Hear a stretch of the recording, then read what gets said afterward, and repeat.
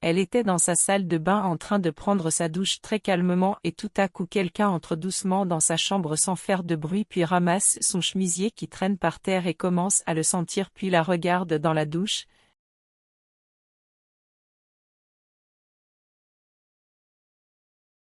Alors quand elle enlève la serviette de la douche elle est surprise de voir son futur gendre la regarder.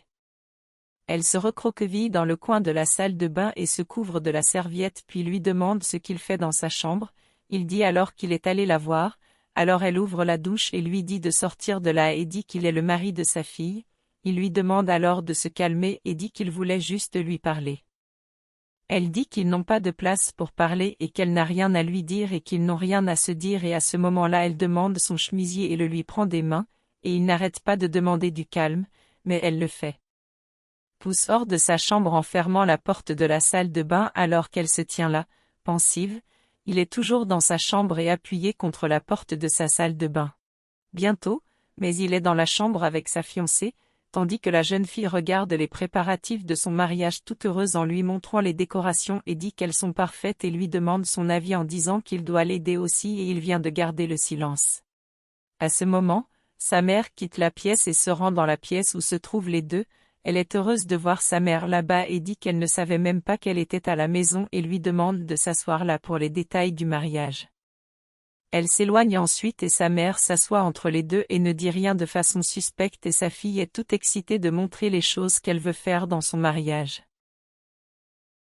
Elle montre ensuite une robe et dit que c'est beau, mais alors qu'elle montre des choses à sa mère, son fiancé caresse le bras et le dos de sa belle-mère juste à côté d'elle, et la fille n'arrête pas de dire qu'elle est amoureuse et la mère dit que c'est vraiment joli.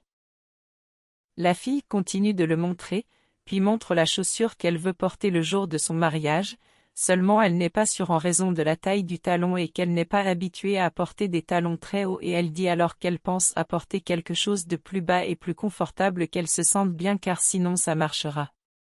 La mère dit alors qu'elle doit être très à l'aise dans son mariage. La fille dit alors qu'elle a vraiment besoin de l'aide de sa mère pour décider de sa lune de miel. La mère dit alors que c'est très personnel et qu'ils doivent décider. Elle dit que si elle pouvait l'emmener avec eux, sa mère est alors étonnée de l'attitude de sa fille.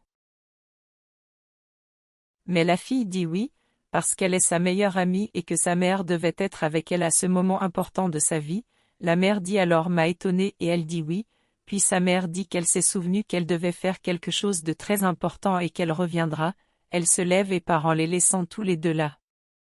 La fille retourne ensuite vers son fiancé et dit qu'elle pense que cette chaussure est merveilleuse, seulement la taille qu'ils doivent voir dans le magasin, mais pendant qu'elle parlait, il n'a pas prêté attention à tout ce qu'elle a dit, et a tout confirmé et dit qu'elle pouvait choisir ce qu'elle voulait et elle accepte parce que c'était son rêve. Plus tard, elle est dans sa chambre en train de dormir et puis Rêve commence à se débattre sur le lit avec impatience puis il s'approche d'elle et commence à l'embrasser dans le cou, elle se retourne et il continue à l'embrasser et à la caresser, quand soudain elle se réveille effrayée, assise sur le lit se rend compte que ce n'était qu'un rêve. Elle réfléchit beaucoup au rêve qu'elle a fait et dit qu'elle ne peut pas avoir ce genre de rêve, elle prend alors une profonde inspiration et à ce moment la sonnette retentit. Elle se lève et va répondre à la porte et quand elle l'ouvre elle y croise son gendre.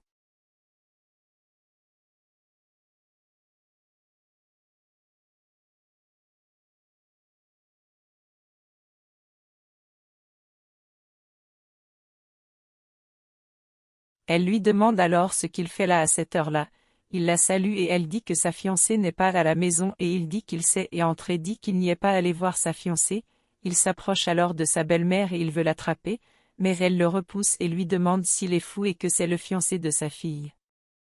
Elle dit ensuite qu'il va épouser sa fille et il dit qu'il s'aimait qu'il l'a toujours voulu et recommence à essayer de l'embrasser et dit que sachant qu'elle le veut aussi et donc elle essaie de résister à le pousser mais il insiste et elle dit qu'elle ne peut pas faire ça à sa fille et il continue d'insister jusqu'à ce qu'elle cède finalement et qu'ils vont dans sa chambre.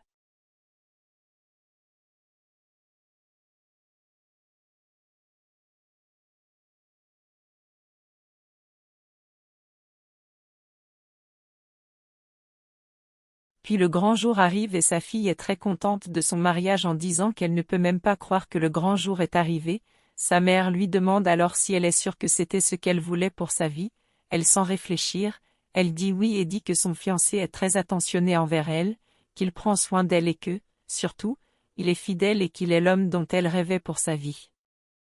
La mère dit alors que si c'est ce qu'elle veut, alors que Dieu la bénisse dans son nouveau voyage, ils s'embrassent et sa fille dit qu'elle doit partir parce que le moment est venu et elle sort alors de la voiture toute excitée et heureuse et oublie son bateau là à l'intérieur de la voiture et sa mère sort aussi et ne remarque pas le bateau là sur le siège arrière.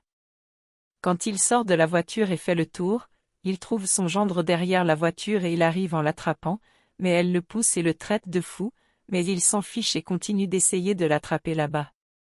Vraiment, et elle dit alors qu'il doit être fou et que c'est son mariage, mais il dit qu'il le veut et que si elle dit oui il veut quitter sa fiancée à ce moment-là et elle lui dit alors de respecter sa fille en poussant « Oh ». À cela, la mariée se rend compte qu'elle a oublié son bouquet dans la voiture et retourne donc le chercher, mais à sa grande surprise, elle trouve son fiancé et sa mère en train de s'embrasser le jour de son mariage. Elle s'arrête et réfléchit puis crie qu'il veut de savoir ce qui se passe là-bas et les deux ont alors peur et se séparent et il dit qu'elle a tout faux. Elle lui dit alors d'arrêter et commence à dire que son fiancé mettait sa mère sous le nez et qu'il veut toujours s'expliquer et qu'il pense qu'il y a une explication à ce qui se passe là-bas. Sa mère désespérée l'appelle alors pour pouvoir parler qu'ils doivent parler, mais la mariée dit qu'elle prenait son fiancé et qu'elle n'avait aucune considération pour elle qui est sa fille. Il dit alors qu'il l'aime, et elle lui demande de se calmer, alors qu'il dit qu'il l'aime, et la mère lui dit alors de réfléchir à ce qu'elle va faire. Pendant ce temps la mariée se tient là et il s'approche d'elle en disant qu'elle l'aime. Elle crie alors qu'il l'aime maintenant et le gifle au visage à ce moment et il continue de dire qu'il l'aime. Elle lui dit alors de faire attention à ce qu'elle va dire et dit qu'elle ne veut pas voir lui devant elle plus et lui dit de prendre son amant qui est sa mère et de disparaître de sa vie à ce moment et dit qu'il n'est pas bon. Sa mère s'approche en appelant sa fille, mais elle crie pour que tout le monde entende qu'elle n'est pas sa fille et qu'elle regarde ce qu'elle lui a fait, et lui demande de s'éloigner d'elle et qu'à partir de ce moment elle n'a plus mère et lui dit de le prendre et de disparaître de sa vie car à partir de ce moment-là, elle ressemblait plus à sa mère. Mais elle continue d'insister pour qu'elle se calme et essaie de comprendre. Elle dit alors qu'elle doit comprendre et crie qu'elle doit essayer de comprendre que sa mère avait une liaison avec son fiancé, puis elle monte sur lui et le gifle puis lui dit de prendre ses affaires de son appartement et disparaît et se tourne vers sa mère et lui dit qu'elle doit quitter son appartement, car c'est lui qui l'a acheté et qu'elle doit partir plus tard dans la journée et qu'ils disparaissent de votre vie. Les deux se tiennent là pendant qu'elle court dans la rue entre les voitures sans même se retourner.